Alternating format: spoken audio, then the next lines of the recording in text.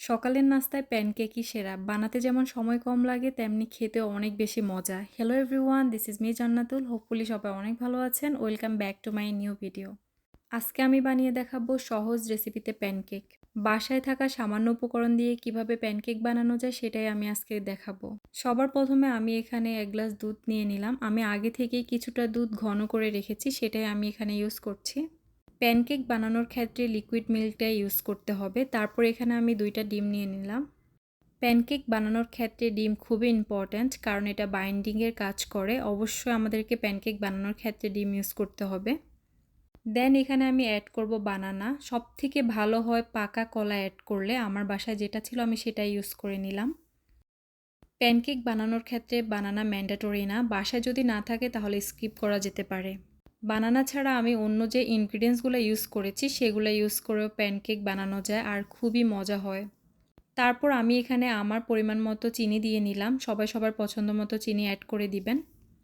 তারপর এখানে আমি দুধ, চিনি, কলা, ডিম সবগুলা একসাথে করে ব্লেন্ড করে নিব। খুব ভালো করে ব্লেন্ড করে নিতে হবে।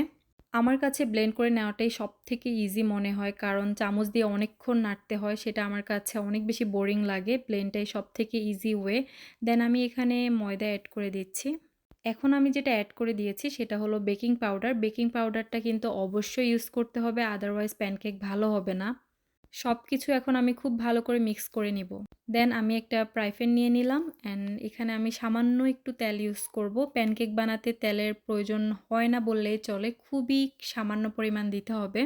আমি এখানে খুবই সামান্য পরিমাণ অলিভ অয়েল দিয়ে নিলাম। তারপর আমি সুন্দর করে ব্রাশ করে নিচ্ছি। কিছুটা ওয়েট করব গরম হওয়ার জন্য। দেন আমি এখানে আমার যে ব্যাটারটা তৈরি করে রেখেছি সেটা দিয়ে দিব। আমি আমার আম্মুকে দেখেছি যখন পিঠা বানাতো এরকম টাইপের স্পুনগুলা ইউজ করতো। আজকেও আমি প্যানকেকের জন্য এরকম একটা স্পুন নিয়ে নিলাম। এই স্পুনগুলা পিঠা বা প্যানকেকের জন্য একদমই ভালো। পরিমাণ মতো আমি এখানে ব্যাটার দিয়ে নিলাম প্যানকেকের জন্য। আমার ফ্রাই প্যানটা অলরেডি হিট হয়ে আছে। দেন আমি কিছুক্ষণ ওয়েট করব। প্যানকেক হতে খুবই অল্প সময় লাগে। এরকম যখন ছিদ্র ছিদ্র হয়ে যাবে তখনই বুঝে নিতে হবে প্যানকেকটা হয়ে গেছে অলরেডি। দেন আমি এটা ভালো করে উল্টিয়ে দিব।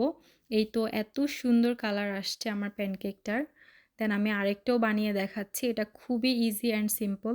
অনেকেই আছেন যাদের প্যানকেক পারফেক্ট হয় না। পারফেক্ট না হওয়ার একটাই কারণ, সেটা ব্যাটার ভালো না হওয়া। আমার ব্যাটারের কনসিস্টেন্সি দেখে নেবেন, যতটা হয়েছে যেমন হয়েছে এরকম করে বানালে অবশ্যই পারফেক্ট একটা প্যানকেক বানানো সম্ভব। আজকে আমি যে প্যানকেকটি বানিয়েছি এটা খুবই সফট আর স্পঞ্জি হয়েছে, খেতেও বেশ ভালো লেগেছে। আমি আরেকটি ভিডিওতে কিভাবে ডেকোরেশন করেছি সেটা শেয়ার করব। আজকে এই পর্যন্তই। আর সবাই বাসায় ট্রাই করবেন।